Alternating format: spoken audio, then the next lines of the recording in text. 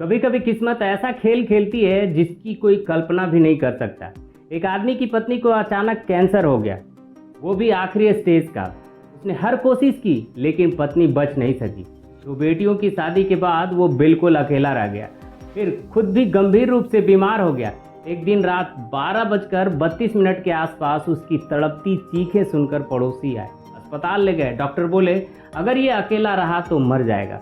फिर किसी ने कहा इसकी दोबारा शादी करा दो, और बस वहीं से किस्मत ने नया खेल शुरू किया। उसने सोचा था कि अकेलापन बुरा था, लेकिन जो आने वाला था वो और भी खतरनाक था। जब यह कहानी सामने आई लोग दंग रह गए। सोशल मीडिया पर इसकी तुलना इंदौर की सोनम रघुवंशी केस से की जाने लगी, लेकिन इस बार जो हुआ वो उनसे भी 100 गुना ज़्यादा खौफनाक। नमस्कार दोस्तों, दिल से स्वागत है आपका एक और सच्ची और रहस्यमयी क्राइम स्टोरी में। तो चलिए सच की परतें खोलते हैं परत दर परत। आज की कहानी महाराष्ट्र के सांगली जिले की कुपवाड़ तहसील की है। बात 11-12 जून 2025 की है, जब वट सावित्री पूजा का दिन था। इस दिन पत्नियां अपनी पत्नी के लिए लंबी उम्र की व्रत और पूजा करती है, लेकिन उसी रात तकरीबन 12:30 बजे एक नई नवेली दुल्हन जो हाल ही में शादी कर घर आई थी, घबराती हुई हालात में अपने सगे चचेरे भाई को फ़ोन करती है। फ़ोन पर वो रो रही थी, उसके सब टूट रहे थे, कुछ कह नहीं पा रही थी। भाई ने पूछा क्या बात है, सब ठीक है? लेकिन वह लड़की बस रोए जा रही थी, उसके पास कुछ कहने की हिम्मत नहीं थी। भाई ने उसे शांत किया और कहा पानी पी लो, फिर धीरे धीरे बताओ क्या हुआ। कुछ मिनट बाद वह थोड़ी संभली, तब उसने कांपती हुई आवाज़ में कहा मेरे से बहुत बड़ा पाप हो गया, बहुत बड़ी गलती हो गई है। भाई ने घबरा कर पूछा क्या गलती हुई, साफ साफ बताओ। जब लड़की ने सच बताया तो उसके भाई के होश उड़ गए। तुरंत उसने पुलिस को कॉल किया। उसने सांगली जिले की कुपवाड़ तहसील के MIDC थाने में पुलिस को सूचना दी और कहा प्रकाश नगर की एकता कॉलोनी में तुरंत पहुंचिए, वहाँ कुछ बहुत गंभीर हुआ है। पुलिस टीम रात में ही मौके पर पहुंचती है। वहाँ का मंजर दिल दहला देने वाला था। एक अधेड़ व्यक्ति की लाश बेड पर पड़ी थी, उसके शरीर पर कुल्हाड़ी से वार किए गए थे, खासकर सिर और हाथों पर गहरे जख्म थे। पास में ही खून से सनी लथपथ कुल्हाड़ी भी पड़ी थी और जमीन पर वही नई नवेली दुल्हन बैठी थी जो गहरे सदमे में लग रही थी। सबकी हालात देखकर साफ लग रहा था कि उसे बेरहमी से कई बार मारा गया है, शायद विरोध करने तक का कोई मौका नहीं दिया गया। इस वारदात की खबर जब सामने आई तो मीडिया और सोशल मीडिया पर लोगों ने इसे इंदौर की सोनम रघुवंशी की दुखद कहानी से जोड़कर देखना शुरू कर दिया, क्योंकि जिस महिला पर भरोसा किया गया था उसने उससे 100 गुना अधिक भयानक काम किया था। मरने वाले व्यक्ति का नाम था अनिल तानाजी लोखंडे, उम्र करीब 54 वर्ष का, प्रकाश नगर एकता कॉलोनी कुपवाड़ सांगली महाराष्ट्र का रहने वाला था। अनिल की पहली पत्नी कुछ साल पहले गंभीर बीमारी से पीड़ित हो गई थी। उन्हें कैंसर था और वह भी आखिरी स्टेज का। इलाज की हर मुमकिन कोशिश की गई लेकिन वह बच नहीं सकी। पत्नी के मौत के बाद अनिल के पास उसकी 2 बेटियां थीं। उन्होंने अपनी बेटियों को पाला पढ़ाया और दोनों की शादी कर दी। बेटियां अब अपने अपने ससुराल चली गई और अनिल घर में अकेला रह गया। समय के साथ अकेलेपन ने असर दिखाना शुरू कर दिया। उसकी तबीयत बिगड़ने लगी, खासकर पेट में अजीब और गंभीर समस्याएं आ गई। वह तड़पता कराहता और पड़ोसी या रिश्तेदार जब तक मौजूद होते तब तक उसकी देखभाल हो जाती, लेकिन अस्थायी रूप से कोई साथ नहीं देता। तभी किसी ने सुझाव दिया कि अनिल की दोबारा शादी करा दी जाए ताकि उसका ख्याल रख सके कोई। मुश्किल ये थी कि 54 साल के व्यक्ति के लिए जीवन साथी ढूंढना आसान नहीं था।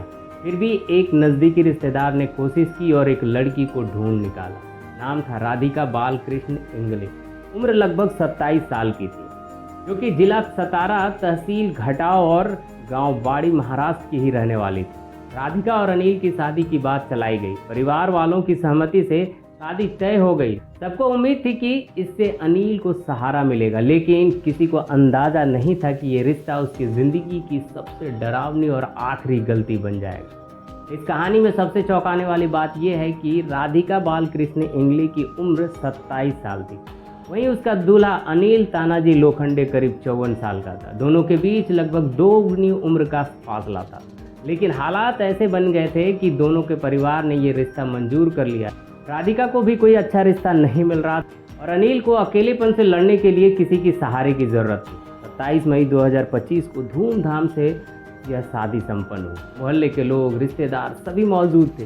कोई सोच भी नहीं सकता था कि यह शादी 3 हफ्तों के भीतर खून की होली में बदल जाएगी। शादी के बाद पहली रात जब अनिल ने अपनी नई नवेली दुल्हन के पास जाने की कोशिश करता है तो वह दरवाजे तक भी नहीं पहुंच पाता।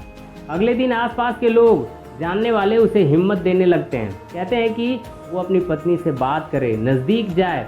अनिल फिर से प्रयास करता है, लेकिन राधिका पूरी तरह से असहज थी। वो उलझन में थी क्योंकि अनिल की बेटियां उसी की उम्र की थी। जब वे शादी में आई थी तो राधिका ने खुद को उनके बराबर पाया था।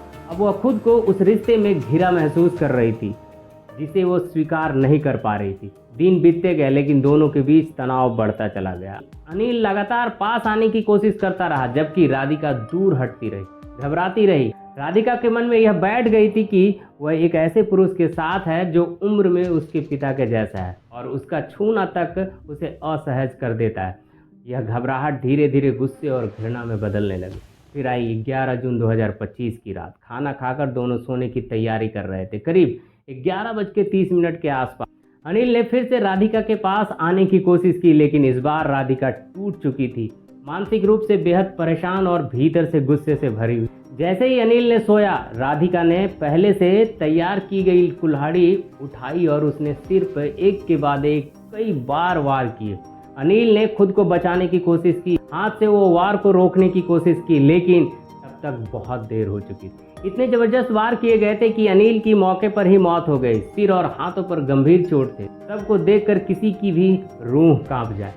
जब पुलिस मौके पर पहुंचती है, उन्होंने राधिका को घटनास्थल पर ही बैठा पाया, शांत, सिहरन भरी खामोशी में। पास में कुल्हाड़ी पड़ी थी और बेड पर अनिल का लहूलुहान शव पड़ा था। पुलिस ने तुरंत उसे गिरफ्तार किया, सबको पोस्टमार्टम के लिए भेजा और आसपास के लोगों से पूछताछ शुरू की। पोस्टमार्टम रिपोर्ट से हत्या की पुष्टि हो गई।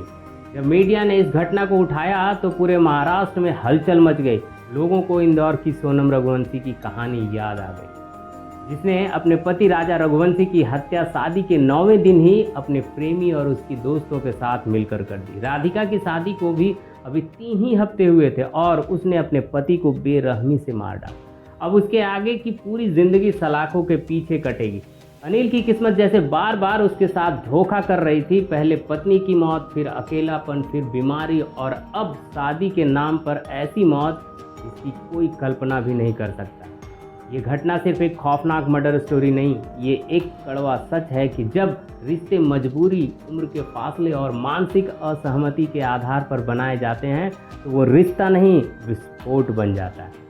क्या आपको लगता है 27 साल की लड़की और 54 साल के पुरुष की शादी वाकई में समझदारी थी, या ये सिर्फ समाज की मजबूरी थी? अपना ओपिनियन कमेंट्स में बताइएगा और आपको ऐसी ही ट्रू क्राइम स्टोरी पसंद है तो चैनल को सब्सक्राइब ज़रूर कीजिए। मिलते हैं अगले एपिसोड में। जय हिंद।